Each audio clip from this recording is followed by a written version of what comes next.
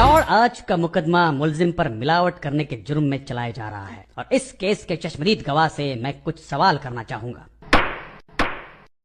आपको कैसे पता चला कि दूध में पानी मिला है? जैसे उसने चाय पत्ती और चीनी डाली। आजकल प्योर दूध की चाय कौन पिलाता है? मैं चाय वाले की नहीं, दूध वाले की बात कर रहा हूँ जो आपके मोहल्ले में मिलावट का दूध बेचता है। वो मिलावट का नहीं, भैंस का दूध बेचता है। मगर वो पानी डालता है, सच या झूठ? पानी नहीं डालेगा तो भैंस नहाएगी कैसे? अबे पानी वो दूध में मिलाता है। तो फिर चीनी किस में मिलाता है? अबे दूध में चीनी कहाँ से आ गई बे? डब्बे से।